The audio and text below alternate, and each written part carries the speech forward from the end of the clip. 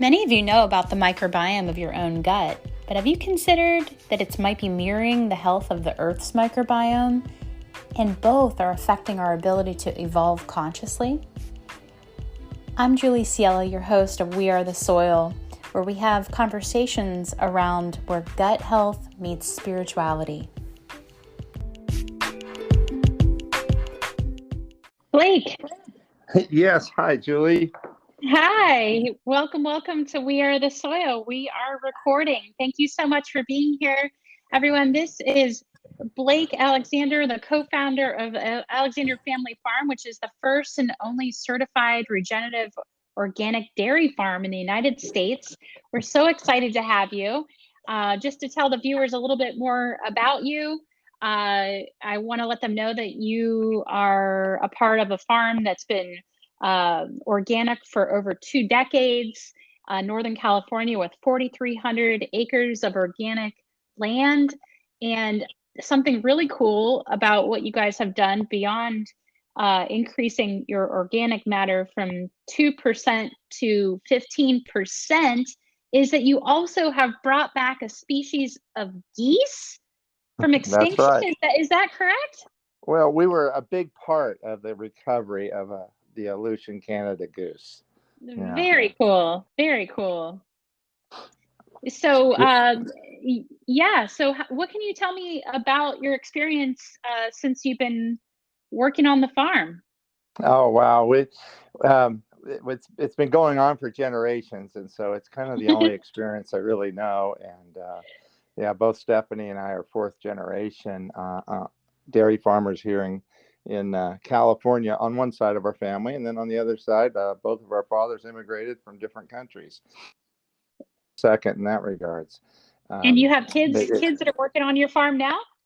Yes, we sure do. We've got 5 kids, all adults now. Our youngest just graduated college this year, and the oldest 3 are married and all working for us in some capacity, either managing cows or trucks or equipment or farms or something. So, yeah. So you got 5 generations going there. Yeah, exactly. Yeah. Absolutely amazing. We are so impressed with what you've done up there on your farm, and I'm very curious to hear about what it takes in order for somebody, let's say that somebody wants to make an impact like you have with organic matter and increasing the amount of topsoil on the planet. If you were to give somebody one piece of advice, if they didn't have 4,300 acres of land, what would that one piece of advice be to make a difference in the climate change and in reversing the carbon load?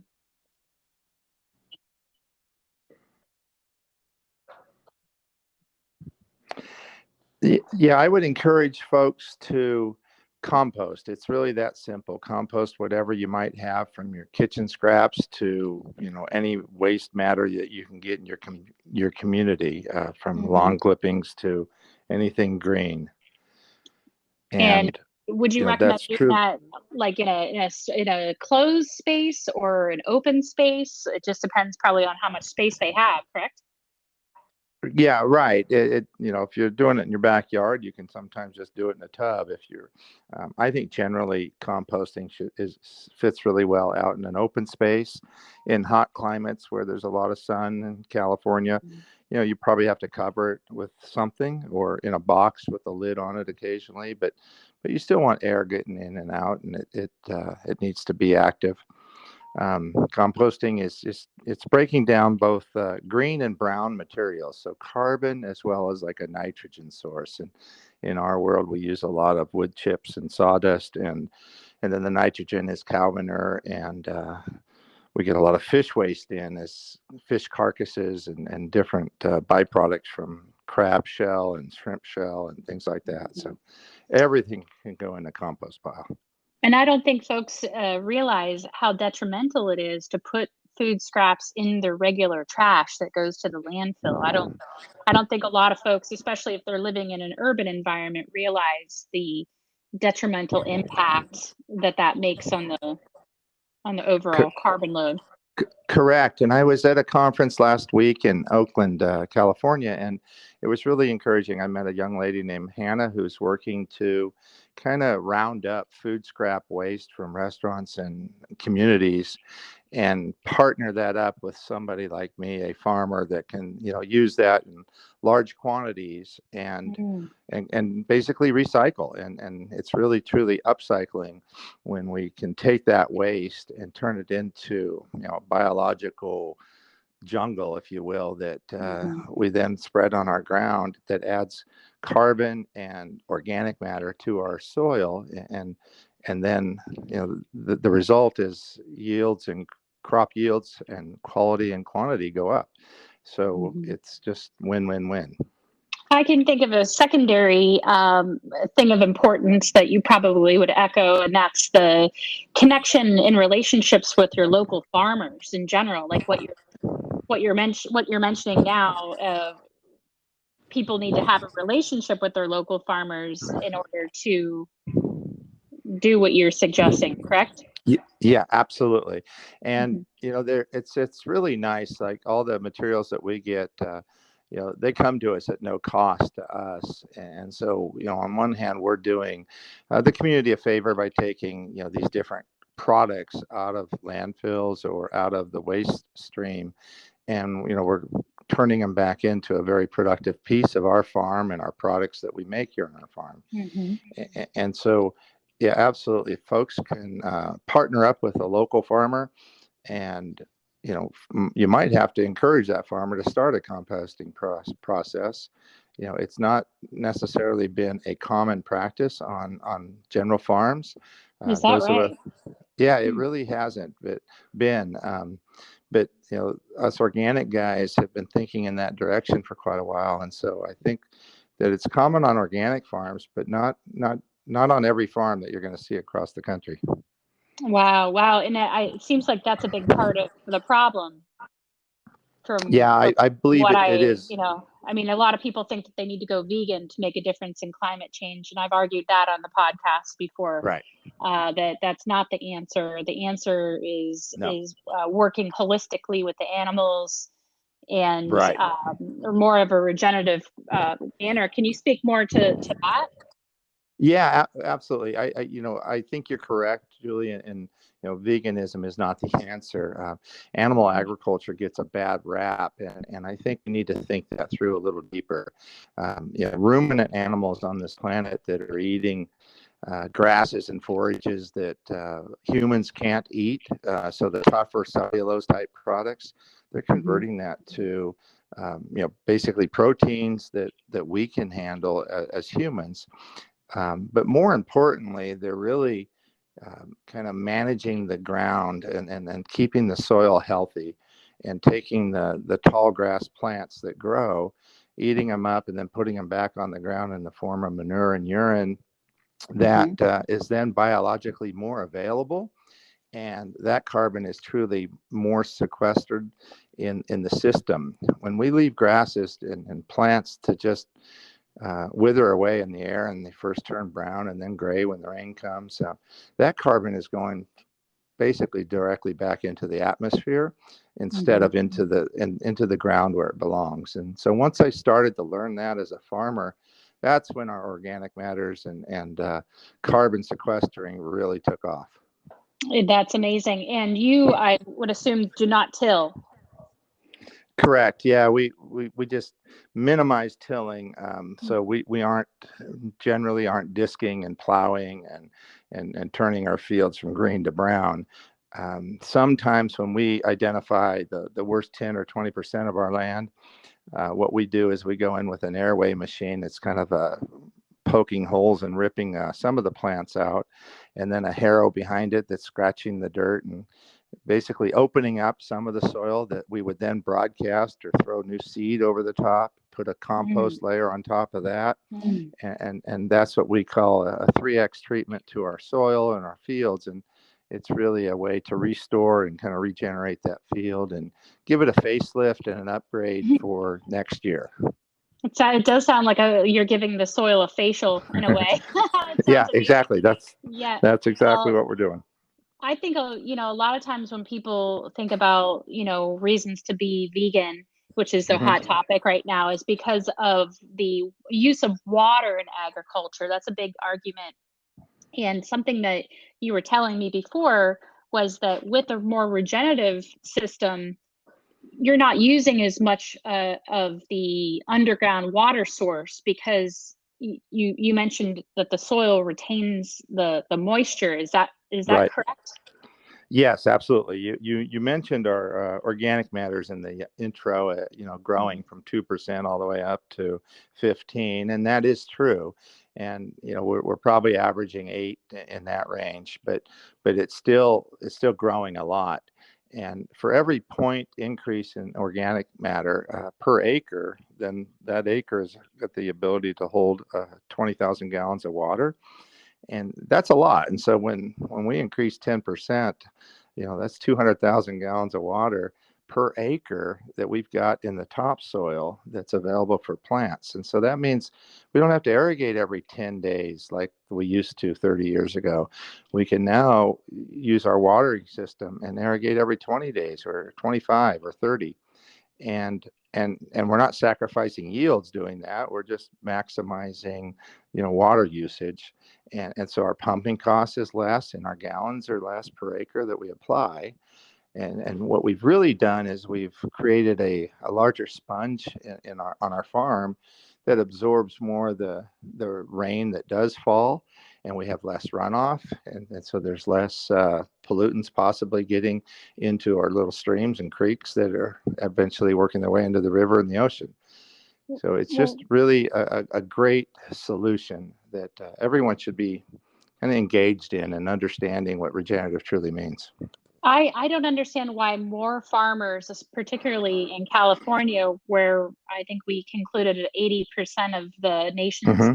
agriculture is coming out of, why more farmers, let's say when I drive through the Central Valley, I see people that are living out there that don't have water themselves in their homes coming out of their spigots because they claim that all the water is going to the irrigation to the farms.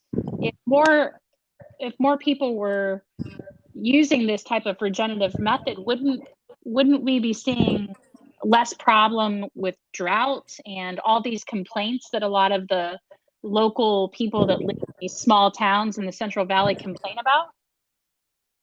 Yes, I think there's a lot of truth there.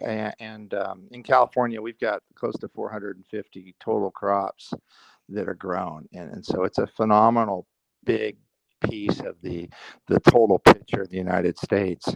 And, Mm-hmm. of those particular crops, some of them might be 80% of the supply and some are 12 or, 10% of the supply. And you're certainly correct. There's a lot of neighborhoods that are really anti-farming because they see the irrigation sprinklers running or the water running on fields, and I think that you're also correct in that it's a little amazing that farmers aren't adopting regenerative practices at a higher rate. Um, and I think it's as simple as they just don't understand. It has not been explained to them appropriately. Typically, as a farmer, we were told that you got to be organic to be planet friendly, and I don't think that's the entire picture. And Mm-hmm. so when I'm speaking to the large scale conventional farmers, whether they're here or in the Midwest growing corn and soybean, I think that we first just need to say, hey, you need to pay attention to the biology in your soil and maybe consider not doing a couple practices that you are doing, and let's work with that system that God gave us that's really ultimately um, functioning really well. Let's work with it instead of against it, and Yes. lower your inputs. And you don't need to buy nitrogen and phosphorus and potassium at the same level. You can ultimately buy less, and you could increase yields and water holding capacity just by paying attention to some of these regenerative principles, and hopefully increase your bottom line and do everybody a favor at the same time. So I'd like to just say this: often when it's presented to the farmers, it's presented that hey, dude, you need organic, and to a lot of people that's like saying you've got to switch churches or switch religions and churches all at the same time. And I think we just need to focus on the peace in the soil. And they don't have to give up all their tools in their toolbox day one. That will probably happen over a couple of years. Yeah, especially if they're saving money. I'm just wondering, are they being incentivized by somebody that's giving them money to not do regenerative agriculture? I think that policy, both federal and state, are certainly leaning towards these regenerative practices at a really fast rate. That's great. So I think farmers are going to be incentivized over time. That word's not necessarily out, so no, not all farmers know that yet. But I was on a call earlier this week with the board of directors for the Department of Food and Ag here in California, talking to Karen Ross, who is in charge of that department. And we were having these conversations. And so I think that it's coming, and it's going to come at a faster rate. And I know it's coming out of Washington, D.C. as well. That's very exciting news. And I'm really, really glad to hear that you're doing your educational thing and educating the other farmers. Well, thank you. Yeah, Yes. It's part of giving back. Well, it's so important for the health of our planet and the future of hopefully your grandchildren. But it sounds like the big takeaway for folks listening is get to composting, get to knowing your local farmers, and encourage your local farmers to be composting if they're not already doing it, and just find a way to compost and get your food scraps out of the trash is the big takeaway. But is there anything else, like that you could tell people in regards to what they could do as far as policy goes, or if they're listening from a state, is there anything they can do? I think the first thing that, just general listeners and consumers and people, what they can do is pay attention to brands and labels, and support those brands and labels that are engaging in regenerative practices, because often what I'm doing as a regenerative farmer is more expensive. It takes more time, and it's not as easy as just calling a fertilizer company and having them apply something or distribute it to me. And so, you gotta, we need to, as farmers, we need to be rewarded. So our milk sells at farms is our label. And we're getting a lot of really wonderful attention now nationally because we've got a regenerative label out there.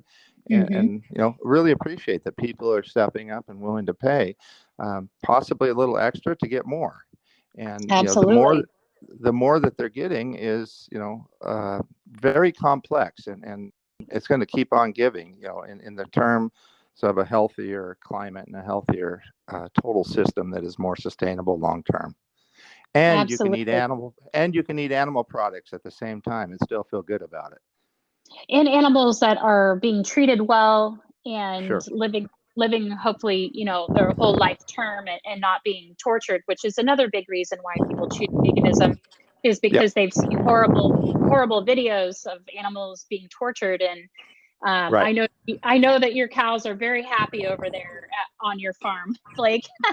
Yeah, well, thank you. And they are, and we try to take really good care of them, and some get sick every week, and we work with that, and then also some die, and we work with that as well.